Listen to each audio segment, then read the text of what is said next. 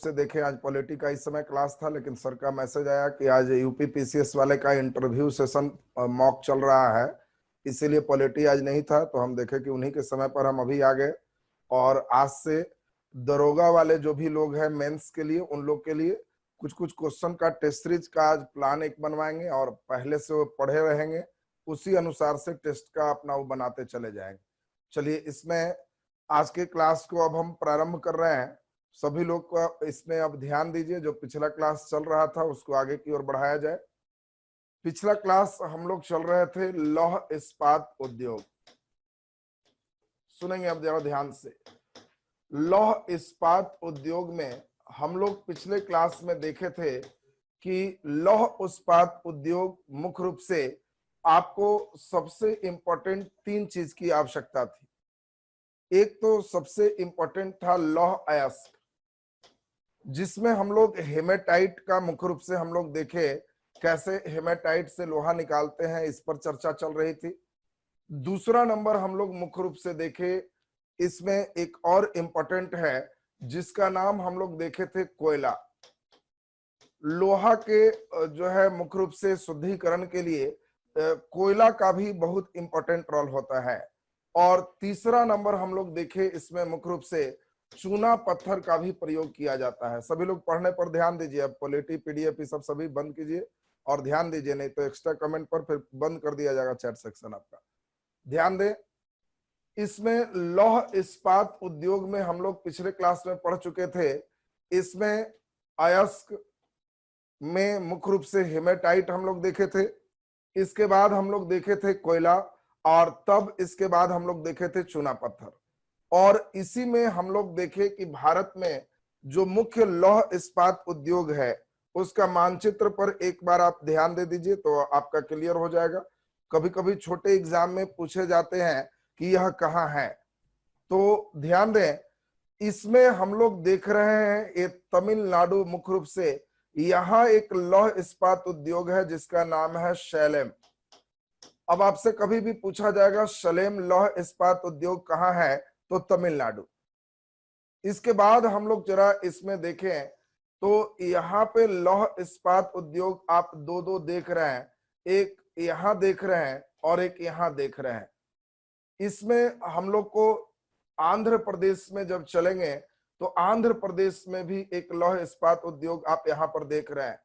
इसी के बाद आप देखें, यहाँ पे आपको बताया गया था छत्तीसगढ़ में, तो छत्तीसगढ़ में यहाँ पे आप देख पा रहे हैं जिसका नाम सभी लोग जानते ही हैं। छत्तीसगढ़ में कौन है, तो भिलाई, पिछले क्लास में भी पढ़े हैं।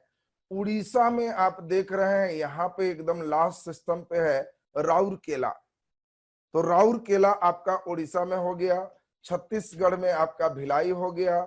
झारखंड में दो है, जमशेदपुर और बोकारो। तो जमशेदपुर ये निजी क्षेत्र में है और बोकारो आप सभी लोग जानते हैं कि ये आपका जो है सरकारी क्षेत्र में बोकारो पंचवर्षीय योजना तृतीय चतुर्थ के बीच बना, और हम लोग बताए थे कि इसमें सोवियत संघ के सहयोग से इसकी मुख्य रूप से स्थापना हुई। अब इसमें हम लोग जरा ध्यान दीजिए, यहाँ पे पश्चिम बंगाल में आएंगे तो आपको याद है दो मेन, बर्नपुर और दुर्गापुर, ये दोनों हम लोग यहाँ पे कर ली। अब 2-3 जो सबसे इंपॉर्टेंट चीज है उसको जरा सुनिए। अब इंपॉर्टेंट क्या है, पहला कि जो जहां है यदि वहां पे कोयला उपलब्ध है तो वहीं के खान से ये कोयला लेगा और वहीं के खान से लौह अयस्क की प्राप्ति करेगा। ये दोनों जगह हम लोग सब वही का वही चलेंगे, लेकिन इसमें कुछ ऐसे भी आपको मिलेंगे यहाँ पे खादान नहीं है कोयला का। जैसे मान लें विशाखापट्टनम की बात करें, तो अब जब विशाखापट्टनम आप देख रहे हो एकदम किनारे है और यहाँ पे लौह इस्पात केंद्र है, लौह इस्पात बनाया जा रहा है, तो इसको कहां से कोयला मिलेगा। तो कई बार ऐसे भी होते हैं कि इनको दूसरे जगह से ला करके दिया जाता है, तो उसको हम लोग कहते हैं कि इसमें मुख्य रूप से दूसरे जगह से जब ला करके देते हैं तो आपको दिमाग में ये सेट रखना है कि इसका मतलब है कि इसका कोयला या लोहा का स्थानीय, स्थानीय का मतलब है लोकल, उपलब्धता नहीं है। रिवर्स क्वेश्चन पूछेगा कि निम्नलिखित में कहा कोयले का स्थानीय उपलब्धता नहीं है, और वहां देगा दुर्गापुर, बोकारो, विशाखापट्टनम, राउरकेला। तो उस कंडीशन में आपको अपने से समझना होगा कि जहां पे कोयला के खदान नहीं है तो बाहर से भी ला सकते हैं, तो स्थानीय उपलब्धता वहां नहीं है। सलेम भी आपका एकदम बहुत इंपॉर्टेंट है, सलेम भी दिमाग में सेट रखोगे। कर्नाटक में मुख्य रूप से यही है जिसका नाम भद्रावती है, और दूसरा विजयनगर देख रहे हो। तो भद्रावती ये सबसे इंपॉर्टेंट है, आपसे पूछा जाएगा भद्रावती तो कर्नाटक, भद्रावती कर्नाटक, ये दिमाग में एकदम सेट रखना। अब इसमें हम आज के क्लास में मानचित्र इसीलिए दिखा दिए कि इससे आपको एक सुविधा हो जाए कि कैसे हम लोग कहां पे आपको याद कर पाए। अब अभी इंपॉर्टेंट चीज हम लोग चलेंगे, कौन सा लौह इस्पात उद्योग कहां है, ये तो आपने देख लिया। वो लौह इस्पात उद्योग का, लौह इस्पात उद्योग का पिछले क्लास में हम लोग चल रहे थे कि कहां से यह अपना लौह अयस्क प्राप्त करता है और कहां से यह कोयला प्राप्त करता है, इसी पे चल रहे थे। तो टेक्निकल प्रॉब्लम के कारण पिछला क्लास आपका रुका था। आज उस कड़ी को हम आगे की ओर बढ़ा रहे हैं। सभी लोग इतना ध्यान दोगे कि ये आपको एकदम याद होते चला जाए। तो देखिए, पहला नंबर हम लोग लौह इस्पात उद्योग देखे थे दुर्गापुर, ये पिछले क्लास में हम लोग देख चुके थे, ध्यान दीजिए। दुर्गापुर लौह इस्पात उद्योग आपको बताया हुआ है पश्चिम बंगाल में स्थित है। अब जल्दी से बताइए, दुर्गापुर लौह इस्पात उद्योग को लौह अयस्क की प्राप्ति कहां से होती है? जल्दी कमेंट्स करें। पिछले क्लास में आपको बताए थे दुर्गापुर लौह इस्पात उद्योग को हम लोग देखें, लौह अयस्क मतलब हेमेटाइट की प्राप्ति कहां से होती है?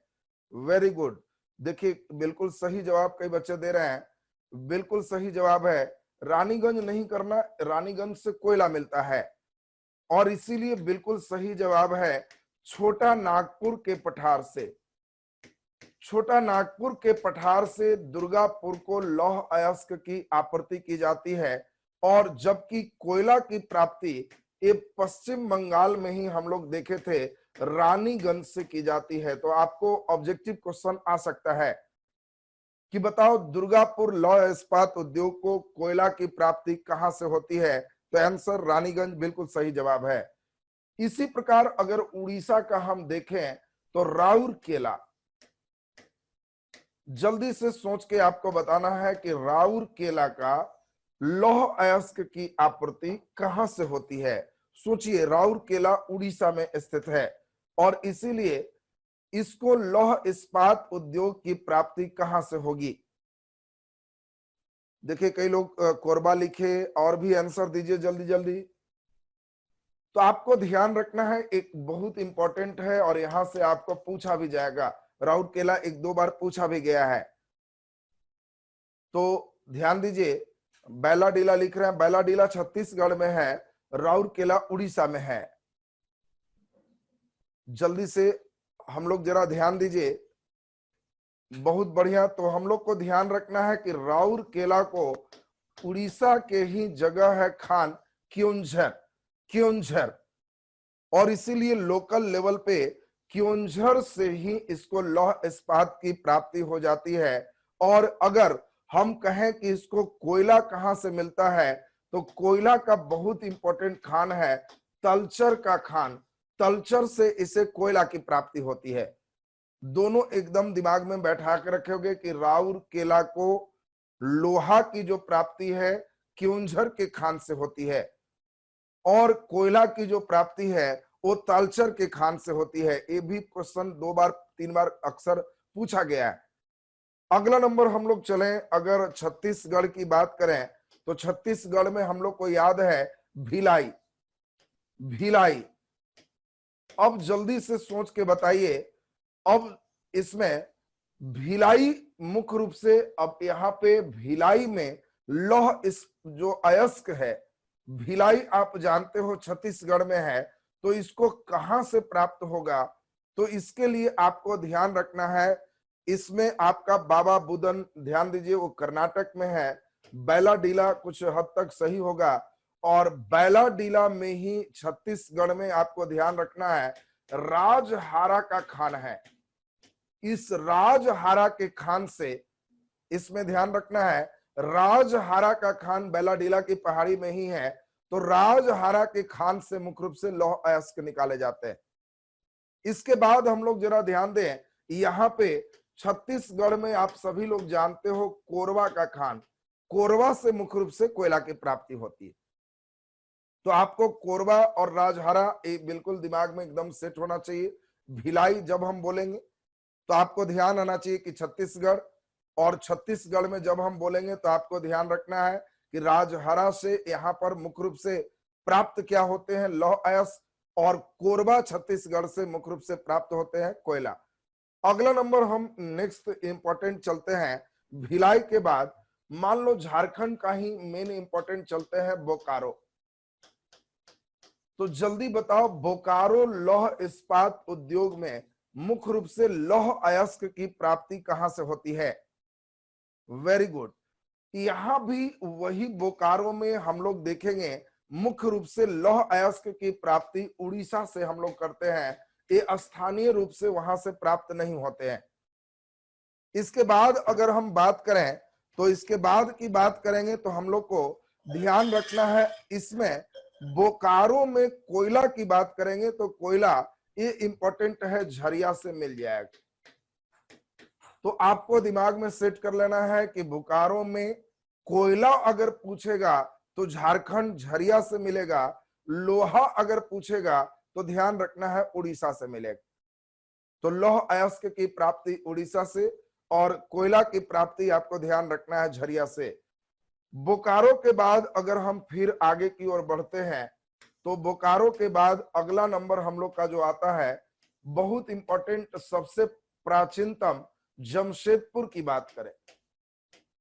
जमशेदपुर में कभी कभी पानी भी पूछ लिया करता है, तो आपको याद रखना है स्वर्ण रेखा, खरकई रिवर से पानी की प्राप्ति, इसमें कभी कभी स्वर्ण रेखा या खरकई नदी के बारे में भी पूछता है।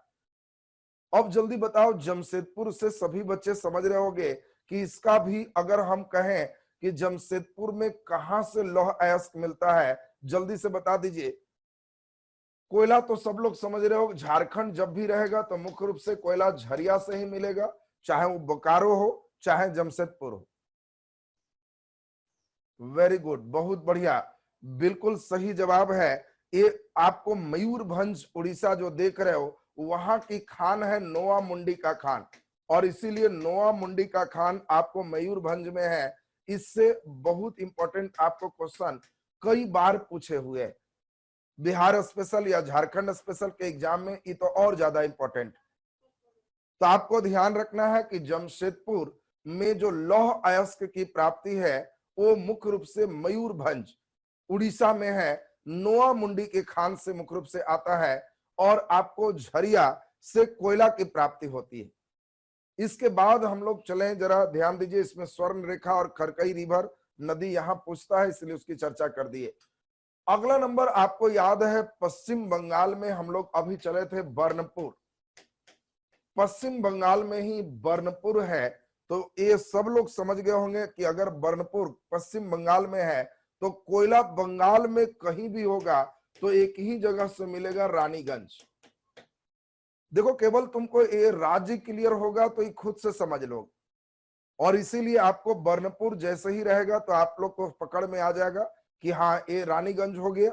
और बंगाल में है तो ये भी क्योंझर मुख्य रूप से खान है, और क्योंझर के खान से मुख्य रूप से लौह अयस्क की प्राप्ति होती है।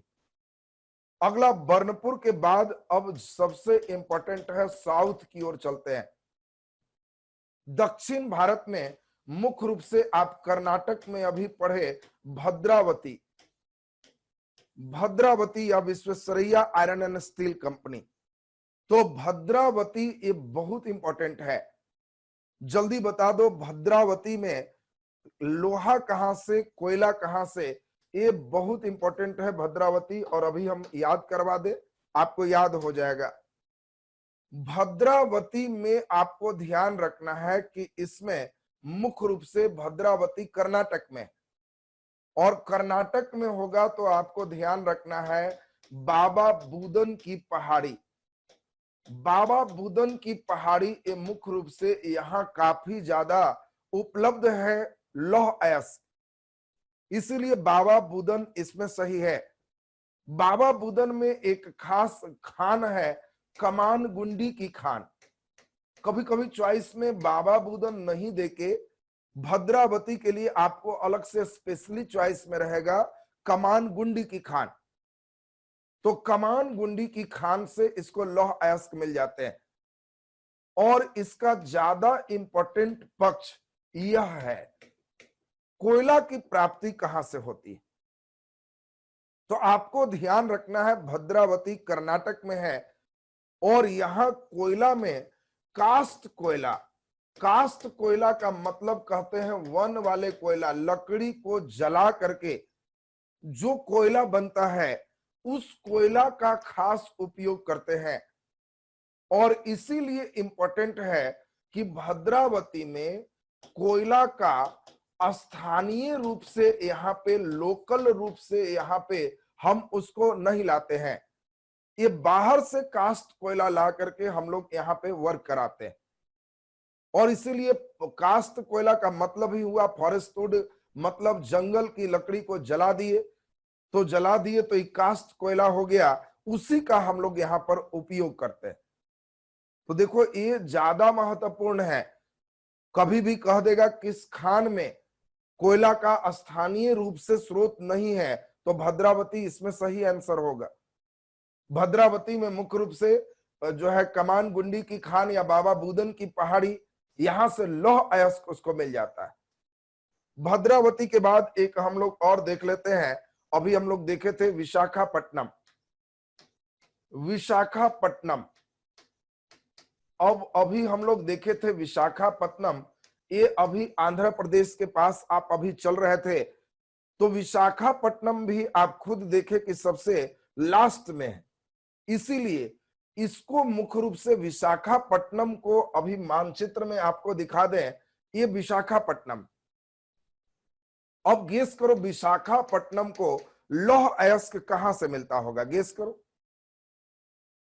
विशाखापट्टनम से, वेरी गुड वेरी गुड, बहुत बढ़िया अभिषेक जी, बिल्कुल सही आंसर दे रहे हैं। विशाखापट्टनम को छत्तीसगढ़ से मुख्य रूप से यहां से लौह अयस्क की प्राप्ति होती है, और इसके लिए बैला डीला की पहाड़ी मुख्य रूप से अभी आपको बताए थे छत्तीसगढ़ में, ये छत्तीसगढ़ से इसको देखिए मिलता है लौह अयस्क। अच्छा गेस करो कोयला कहां से मिलता होगा, कोयला कहां से, वेरी गुड वेरी गुड, बहुत बढ़िया। तो कोयला हम लोग इसको ऑस्ट्रेलिया से यहाँ पे आयात कर करके इसको हम पहुंचाते हैं। इसका भी कोई लोकल, न तो इसको लोहा है न कोयला है, इसलिए फिर भी विशाखापट्टनम में हम लोग यूज कर रहे हैं कि क्योंकि सिर्फ एक कारण है, ये बंदरगाह है, और इसीलिए इसको लाना यहाँ पे आसान होता है बड़े बड़े जहाजों से, और हम लोग यहाँ पर इसका उपयोग कर रहे हैं। तो अब आपका यहाँ पे ये भी लाइन क्लियर हो गया। विशाखापट्टनम में आप समझ गए छत्तीसगढ़ का बैला डीला, बैला डीला की जो पहाड़ी है यहां से मुख्य रूप से हम लोग इसको लाते हैं। और इसी में अगर आपसे पूछा जाए कि कोयला, तो कोयला मुख्य रूप से ऑस्ट्रेलिया से यहां पहुंचता है। तो अब ये था आपका एक प्रारंभिक चरण, और हम समझते हैं कि इस चरण को एक बार फाइनल रिवीजन कर लें तो अब आप लोग का एकदम स्पष्ट हो जाएगा मानचित्र के द्वारा। अब हमें मानचित्र में बताएं, बहुत इंपॉर्टेंट क्वेश्चन है, हमको एक एक कर करके मानचित्र में सभी लोग का क्लियर हो गया कहां से कौन आ रहा है। बोकारो, तो आप देख पा रहे हैं बोकारो को, जल्दी से बता दीजिए बोकारो को कहां से मिलता है। तो हम लोग देखें लौह अयस्क की प्राप्ति उड़ीसा से होती है, और इसके बाद बोकारो को लौह अयस्क उड़ीसा से मिल गया, और बोकारो को हम लोग देखे झारखंड में ही झरिया के खान से कोयला मिल गया। जमशेदपुर जब हम लोग देखे तो इसी झरिया से जमशेदपुर को कोयला मिल गया, और इसमें जमशेदपुर में हम लोग देखें इसी उड़ीसा में मयूरभंज नोआ मुंडी के खान से इसको हम लोग देखे लोहा मिल गया। यानी दोनों को उड़ीसा से लोहा और यहां से कोयला, ये दोनों झारखंड में दिमाग में सेट रखें। यानी झरिया से कोयला, उड़ीसा से लोहा, ये हम समझते हैं झारखंड आपका क्लियर हो गया। इसी प्रकार से आपको अगर राउरकेला है तो जल्दी बता दो राउरकेला में, तो ये तो अपने समझ गए होंगे कि यहाँ उड़ीसा से ही यहाँ पे आएगा और उड़ीसा से ही दोनों चीज आएगा, और इसीलिए क्योंझर और तलचर, तलचर से कोयला और क्योंझर से लोहा, ये आपको दिमाग में सेट रखना था। छत्तीसगढ़ में भिलाई है, जल्दी बताओ भिलाई में अभी आपको बताए कोयला कोरबा से, छत्तीसगढ़ में मेन खान है कोयला का कोरबा, कोरबा से, और मुख्य रूप से लोहा कहां से, तो राजहारा से, लोहा राजहारा से, भिलाई में आपको ध्यान रखना है लोहा राजहारा से। तो ये एक अभी स्टेप हमने दे दिया जो कि आप एक बार पढ़िएगा तो लगभग याद हो जाएगा। अब थोड़ा सा हम लोग यहाँ पे और एक्टिविटी को बढ़ाएं। लौह इस्पात उद्योग से अब आपका क्वेश्चन बन जाएगा, एक बार केवल बढ़िया से उसको रिवीजन मारिएगा तो आपका स्टेप क्लियर हो जाएगा। अब कुछ कुछ उद्योग से थोड़ा बहुत क्वेश्चन और हम चल रहे हैं, बाकी क्वेश्चन प्रैक्टिस राउंड में इसमें सही होगा। हम लोग चलते हैं एल्युमिनियम उद्योग। देखिए अभी हम एल्युमिनियम उद्योग की बात चलते हैं, इसमें कैसे क्वेश्चन आते हैं, किस प्रकार बनाओगे उसकी चर्चा करते हैं। ध्यान दें, एल्युमिनियम आप जानते हो कि मुख्य रूप से किस अयस्क से बनाए जाते हैं, जल्दी आंसर करो। एल्युमिनियम किस अयस्क से बनते हैं, एल्युमिनियम किस अयस्क से बनते हैं, जल्दी आंसर दीजिए। कुणाल सिंह हैंड्स रेज करने का जरूरत नहीं है, चैट में लिखिए आंसर। वेरी गुड, बहुत बढ़िया, सभी बच्चे ने सही आंसर दिया है, बॉक्साइट। बहुत बढ़िया। हम लोग देखें बॉक्साइट से मुख्य रूप से एल्युमिनियम उत्पादन होता है और बॉक्साइट से एल्युमिनियम बनता है। ये पहला लाइन तो सब लोग का क्लियर। एल्युमिनियम का फार्मूला सभी बच्चे जानते हो, Al होता है।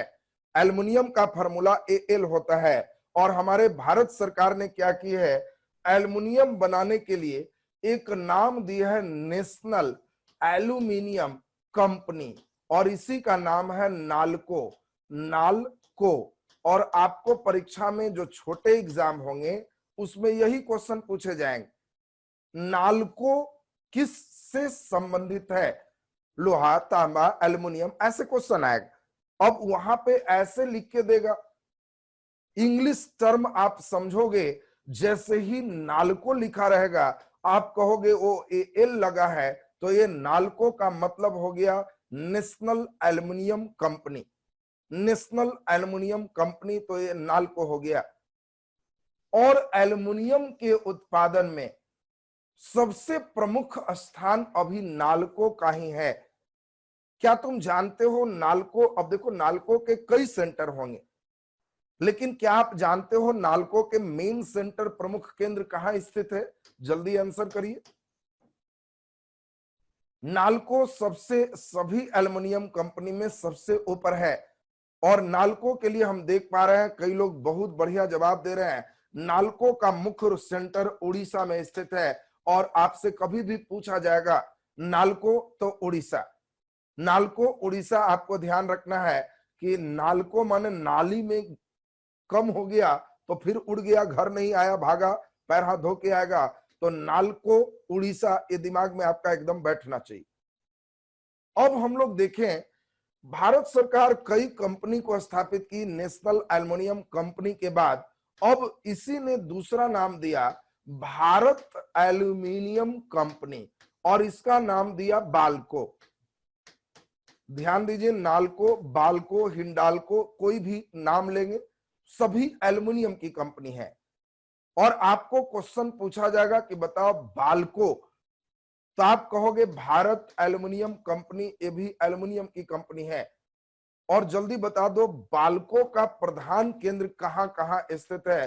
ये बहुत इंपॉर्टेंट क्वेश्चन आपसे है, मैचिंग में भी आपसे पूछा जा सकता है। वेरी गुड, बहुत बढ़िया, बहुत बढ़िया। देखिए एक दो बच्चे तो बहुत बढ़िया लिख रहा है, और यही है छत्तीसगढ़ के कोरबा में।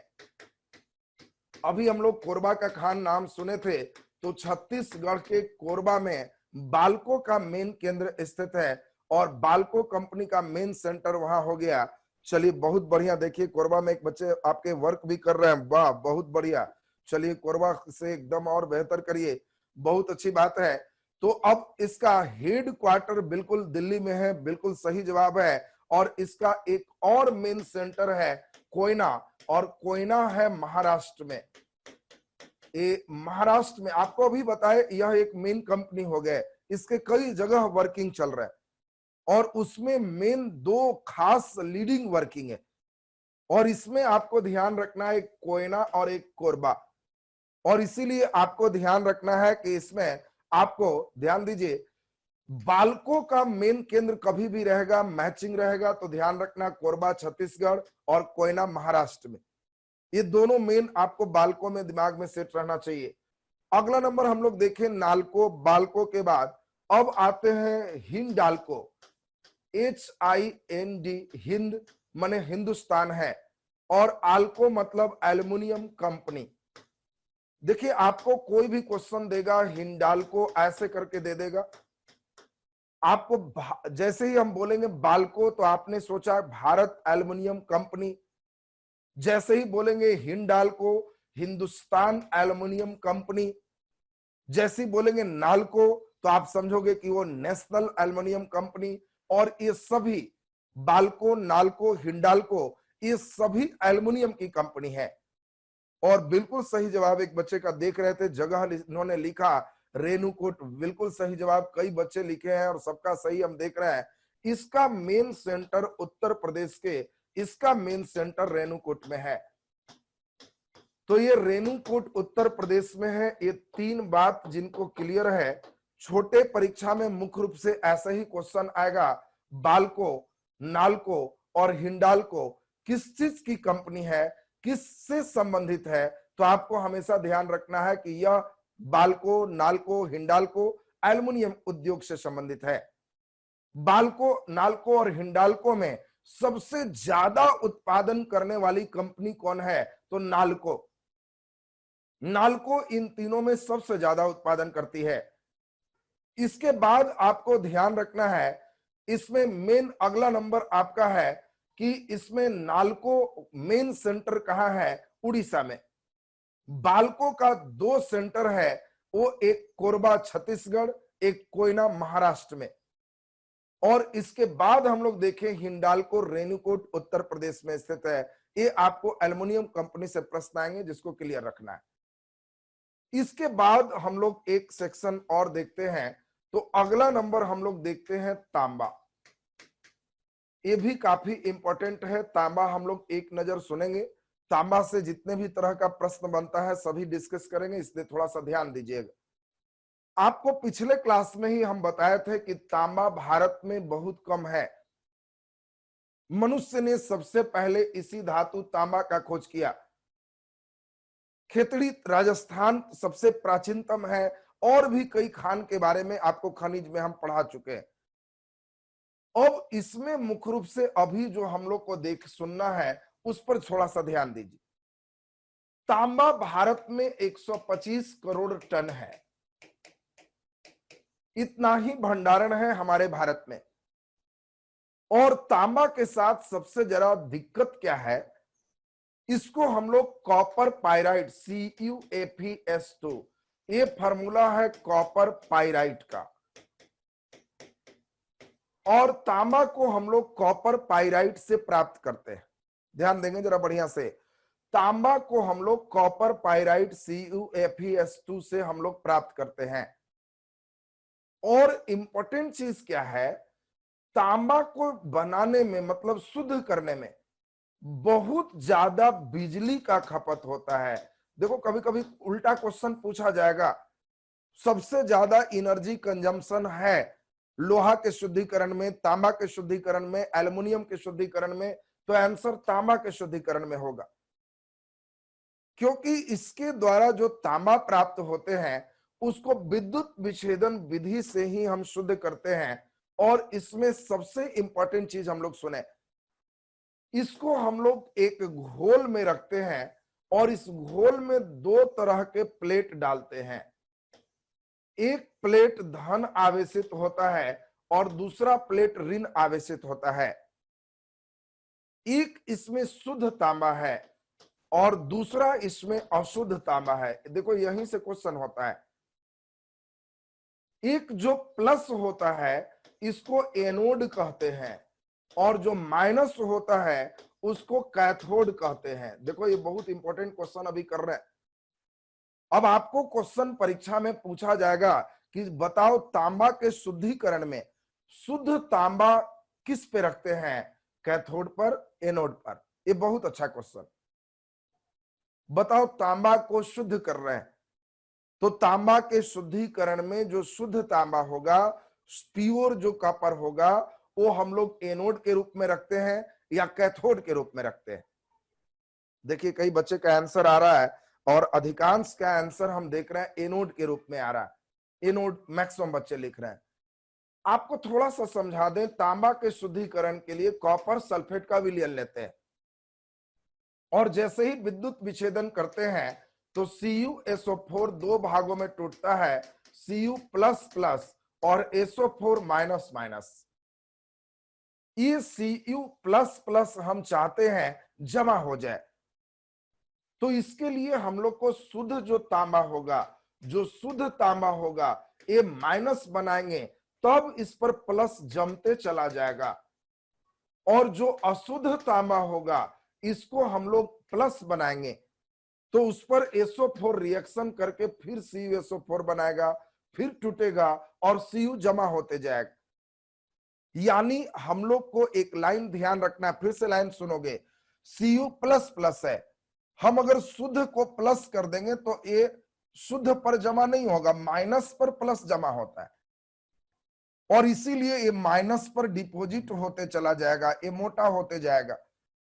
और जो अशुद्ध तांबा प्लस है उससे SO4 रिएक्शन करके इसको पतला करते चला जाएगा। और इसीलिए बहुत बेहतर प्रश्न है, तांबा के शुद्धिकरण में, तांबा के शुद्धिकरण में कैथोड का कार्य कौन करता है, तो आपको ध्यान रखना है शुद्ध तांबा।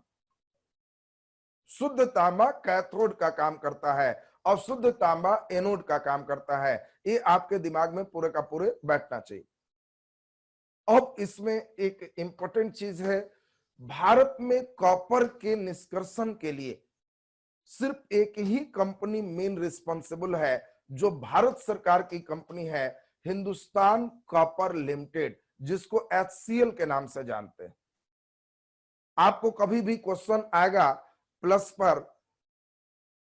पर जमा नहीं होगा, प्लस पर जो है अशुद्ध है, इससे SO4 रिएक्शन कर करके इसको पतला कर देगा और जो हमारा शुद्ध था माइनस, इस पर Cu जमा होके तांबा के मोटे परत जमा हो जाए। अब आपको HCl अगर तीनों बड़ा लिखा हुआ रहे तो इसको हाइड्रोक्लोरिक एसिड मत समझ लेना, कई लड़का ये भी कर लेता है, HCl देखता है तो सोचता है हाइड्रोक्लोरिक अम्ल, तो HCl हाइड्रोक्लोरिक ऐसे चलता है। जब भी H बड़ा, C बड़ा और L बड़ा है तो आपके दिमाग में सेट हो जाना चाहिए कि वो HCl अगर कहा है और तीनों बड़ा है तो ये हिंदुस्तान कॉपर लिमिटेड है। ये हिंदुस्तान कॉपर लिमिटेड के नाम से जाना जाता है, जिसका मुख्य स्थापना 1967 में हुआ। ये डेट आपको एकदम क्लियर होना चाहिए। तो HCl से क्वेश्चन आपको रह सकता है भारत में तांबा के लिए, तो Hindustan copper limited, headquarter Kolkata. बिल्कुल सही उज्जवल जी, देखिए बहुत बढ़िया, बहुत बढ़िया। देखिए कई लोग एकदम एक्टिव में है, बहुत बढ़िया चल रहा है। अब उद्योग में हम लोग को दो चार चीज देखें। कुछ ऐसे भी उद्योग हैं जिसमें किसी कच्चे पदार्थ की आवश्यकता नहीं होती। क्वेश्चन रिवर्स देगा कि बताओ ऐसा कौन सा उद्योग है जिसमें कच्चे पदार्थ, रॉ मटेरियल की आवश्यकता नहीं होती। तो इसमें आपको हमने बताया था कि मुख्य रूप से ऐसे उद्योग को आईटी उद्योग हम कहते हैं। आईटी का मतलब आप जानते हो, इसको हम लोग इंफॉर्मेशन टेक्नोलॉजी कहते हैं। इंफॉर्मेशन का मतलब होता है हिंदी में सूचना, और टेक्नोलॉजी का मतलब होता है प्रौद्योगिकी। यानी सूचना प्रौद्योगिकी का जो हमारा उद्योग है, इंफॉर्मेशन टेक्नोलॉजी, इसमें कच्चे पदार्थ की बहुत जरूरत नहीं होती है। ये ब्रेन आधारित, दिमाग आधारित उद्योग है। और जो उद्योग ब्रेन आधारित उद्योग होता है, वैसे उद्योग को हम लोग फुटलूज उद्योग के नाम से जानते हैं। जिस उद्योग में ब्रेन का मेन खेल है, उसको हम लोग फुटलूज कहते हैं। आपको दे देगा कौन सा फुटलूज उद्योग है, तो आप समझोगे कि वो सूचना प्रौद्योगिकी, कंप्यूटर वाला जो हमारा सिस्टम है, वो फुटलूज उद्योग। और आप सभी लोग जानते हैं, इसमें भारत में सूचना प्रौद्योगिकी के लिए जो कंप्यूटर है, सॉफ्टवेयर है, हार्डवेयर है, इन सभी चीजों के लिए जो हमारा मेन सेंटर है, सूचना प्रौद्योगिकी के लिए जो हमारा मेन वर्किंग है, वो सबसे हेड सेंटर कहां है, ये हमें लगता है सभी बच्चों को क्लियर होगा। जल्दी बता दीजिए। वेरी गुड, बहुत बढ़िया सुमेश जी, बिल्कुल सही जवाब सबसे जल्दी दिए हैं। और आप जानते हो, वेरी गुड, सभी का जवाब बिल्कुल सही चल रहा है। सूचना प्रौद्योगिकी का मेन सेंटर इंडिया में बंगलोर है।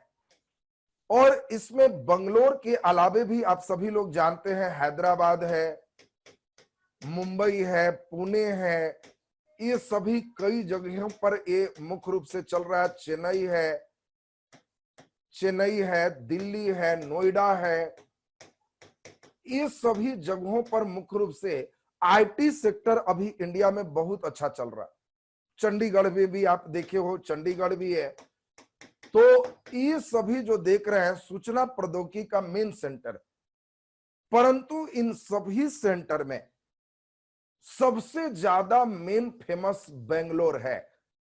और इसीलिए सूचना प्रौद्योगिकी में जो मेन जो मटेरियल है, वो मटेरियल आप जानते हो जो कंप्यूटर के अंदर होता है, उसको हम लोग सॉफ्टवेयर कहते हैं। और सॉफ्टवेयर के निर्माण में हम लोग देखें मेन ब्रेन का काम होता है। दिमाग ही मुख्य रूप से सॉफ्टवेयर बनाते हैं। आपको जैसा चाहिए, कंपनी को जैसा चाहिए, वैसा सॉफ्टवेयर बन के तैयार हो जाता है। मैं चाहता हूं इतने बच्चे पढ़ें, मैं चाहता हूं पढ़ते समय ऐसे चैट करें, मैं चाहता हूं पढ़ते समय उनके पिक्चर देखें, ये हमारी सोच है। और इसको आईटी सेक्टर के लोग अपने ब्रेन के बदौलत उस तरह का सॉफ्टवेयर तैयार करते हैं। सॉफ्टवेयर में किसी मटेरियल की आवश्यकता नहीं होती, वो कंप्लीट दिमाग पर डिपेंड करता है। लेकिन अगर हम इसके बनावट पे जाएं, तो जो बाहरी बनावट है या जो चीज को हम छू सकते हैं, देख सकते हैं, वो हार्डवेयर है। और हार्डवेयर में इंटरनल जो मटेरियल है, उसमें सबसे ज्यादा सिलिकॉन का प्रयोग होता है। हार्डवेयर का मतलब जिसको छू के महसूस कर सकते हैं, और आपको सॉफ्टवेयर का मतलब जिसको छू के महसूस नहीं कर सके, जो प्रोग्रामिंग है। आपका शरीर पूरे हार्डवेयर है, लेकिन आपके अंदर की जो सोच है, चिंतन है, जो आप चिंता कर रहे हो, सोच रहे हो, वो सभी चीज क्या है? सॉफ्टवेयर है। सॉफ्टवेयर के लिए किसी पदार्थ की आवश्यकता नहीं है, वो एक प्रोग्रामिंग है जिसको कंप्यूटर की भाषा समझ में आएगी। जो कंप्यूटर को समझा सकता है, वो खुद उसको निर्माण कर सकता है। परंतु हार्डवेयर में जो इंटरनल चिप्स वगैरह जितने देखते हो, वो सिलिकॉन के बने होते हैं। इसीलिए सिलिकॉन सिटी के नाम से, सिलिकॉन वैली के नाम से बेंगलोर जाना जाता है, क्योंकि यहाँ पे आईटी का सबसे मेन पॉइंट है। इसीलिए आपको ऑब्जेक्टिव पूछा जाएगा कि बताओ सिलिकॉन सिटी किसे कहते हैं, तो आंसर बेंगलोर हो जाएगा। तो अब हम लोग इन बातों को सुन लिए। अब यहाँ पे दो चार उद्योग है जिसको आप खुद से देखोगे, और भी कई उद्योग हैं जिनके लिए कोई रॉ मटेरियल नहीं चाहिए। पर्यटन उद्योग, कई ऐसे देश हैं, भारत के कई ऐसे राज्य हैं जहां लोग बाहर से घूमने आते हैं। और वही घूमने के रूप में उन्हें आय की प्राप्ति होती है, और उसमें मुख्य रूप से एक पर्यटन उद्योग सबसे प्रमुख उद्योग हो गया। जयपुर, बिहार में भी आप बोध गया देख रहे हो, बिहार में भी मुख्य रूप से ज्यादातर उद्योग में पर्यटन उद्योग से सबसे अच्छा इनकम होता है। राजगीर देख रहे हो। तो हम लोग यहाँ पर जो देख रहे हैं, ये पर्यटन उद्योग में भी कोई रॉ मटेरियल नहीं चाहिए। ध्यान दें, एक बच्चे पूछ रहे हैं कांच और शीशा में अंतर, क्यों नहीं दिक्कत है। कांच और शीशा दोनों दो चीज है। कांच और शीशा में अलग अलग, शीशा एक धातु है, शीशा से विद्युत धारा पार करेगा, शीशा का फॉर्मूला पीबी होता है, और ये शीशा एक तत्व है, ये करंट इससे जाएगा, ये धातु है। जबकि कांच जो देख रहे हो, ये बालू पिघला के बनता है। कांच का फॉर्मूला सिलिका ऑक्साइड है, ये बालू का फॉर्मूला है। बालू को पिघला दोगे और उसके द्वारा तब कांच बनेगा। और ये कांच विद्युत का कुछ अलग होता है, दोनों में अलग अलग चीज है। शीशा कांच को एक नहीं समझना, बहुत अंतर है दोनों में। चलिए अब हम लोग जरा ध्यान दें, पर्यटन उद्योग के बाद तब कुछ कुछ छोटे छोटे उद्योग हैं जिसको आप ज्यादातर इकोनॉमी में समझ पाओगे, जिसमें अब अभी आएगा, किसको हम लोग लघु उद्योग के नाम से जानेंगे, किसको मध्यम उद्योग के नाम से जानेंगे, किसको बृहद उद्योग के नाम से जानेंगे। इसके परिभाषा बदलते रहते हैं, कभी 5 लाख तक, कभी 10 लाख तक, कभी 50 करोड़ तक। अब कब किसके परिभाषा में कितना शामिल होगा, ये वहां पर देखना है। इसके बाद हम लोग देखें ईंट उद्योग कैसा उद्योग है, तो आप खुद जानते हो ईंट उद्योग कैसा है। तो हम लोग इसमें पूंजी का कम इन्वेस्टमेंट है, इसमें बहुत ज्यादा श्रम की आवश्यकता नहीं, वहीं पर लोग रहेंगे, अस्थायी रूप में काम करेंगे, लघु उद्योग के ही पार्ट में आ जाएंगे। ये ईंट उद्योग वगैरह जो भी ईंट भट्ठा देखते हैं, ये बहुत ज्यादा पूंजी नहीं चाहिए। अब इसमें जहां पूंजी हम लोग देखेंगे इससे भी छोटा है, जिसको कुटीर उद्योग कहते हैं। कुटीर और छोटा है, 10 लाख तक के इन्वेस्टमेंट में है, 1 करोड़ तक के इन्वेस्टमेंट में है, 10 करोड़ तक के इन्वेस्टमेंट में है, फिर ज्यादा भी है। ये हर साल सरकार तय करती है हम किसको किस श्रेणी में रखेंगे, उसी श्रेणी के अनुसार ये तय होते रहते हैं। बाकी भारत की कई ऐसी भी कंपनियां हैं जो बहुत ज्यादा लाभ दे रही है भारत सरकार। अब बहुत ज्यादा जो लाभ दे रहे हैं, तो उनको भारत सरकार नवरत्न में शामिल की है, महारत्न में शामिल की है।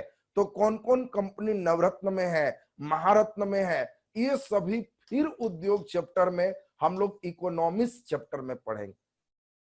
इकोनॉमिक्स में फिर उद्योग आएगा और वहां इन चीजों के बारे में ज्यादा प्रकाश पड़ेंगे। बाकी चीजें ज्योग्राफिकल थे जो हम